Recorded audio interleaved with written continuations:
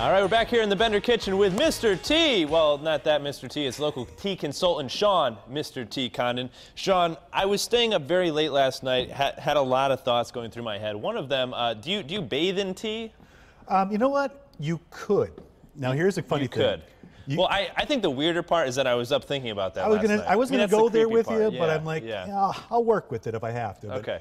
Anyway, so I was just gonna say with the tea stuff, bathing, I've heard it a lot because of all the herbal different teas. You got your chamomiles, you got your mints, you got all your lavenders that people could be using to relax at night with the teas. Okay. It's a lot of tea, but you could do it. I feel like people are gonna try that tonight. Maybe you're there boiling some herbal tea to take a bath. They could Google that if they need to. Google it up. Find him online. Hey, so today we're going to be infusing some side dishes, right? So we got quinoa, Yep. we have sweet potatoes. We're going to make a cool little dish here, but it's with tea. I've never heard of this, so I'm a little leery of the taste. I wouldn't be too concerned with it because would I steer you wrong? No, you wouldn't. Tea steer, or maybe not. No. See, Ouch.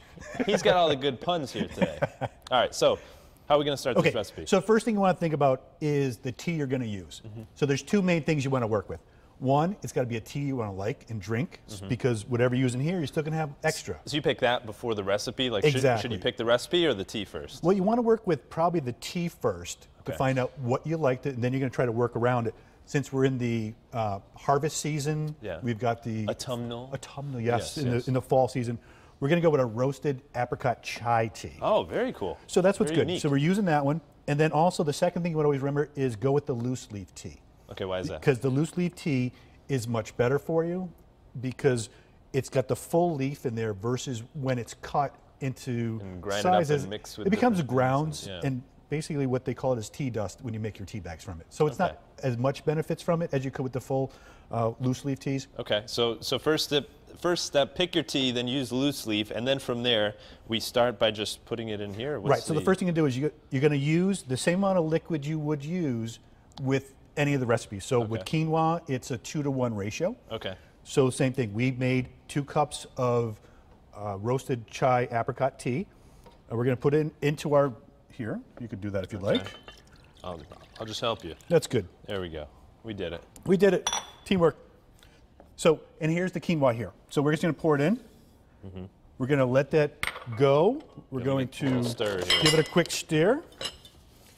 Mix it up. I probably picked the wrong utensil, but you know what? Whatever. It works, right? I don't think anybody really cares. As long as it does what it needs to do, we're good with this one. Cool. Okay, so we're going to cover that up. We're going to go with the directions, whatever it said. This one was about a 12-minute recipe for the quinoa. We're going to take it over here. With the magic of television, we're going to come up with a brand new one. That is done. The final product. Oh my wow. God, look at that. We cook so fast here in the Bender kitchen. It's amazing. It's fast forward here, folks. All right, so we have the finished product. So we have the finished product. Now, the roasted apricot chai tea has been infused into the quinoa. You can smell it too. Yeah, there's definitely a flavoring to it. So the other things we're going to do with this recipe is we're going to incorporate in some sweet potatoes. Over here? Which we just roasted. Yep. We roasted those into... So we're just you can just throw them right in there if you'd like. Okay, there we go. Is that enough, or more?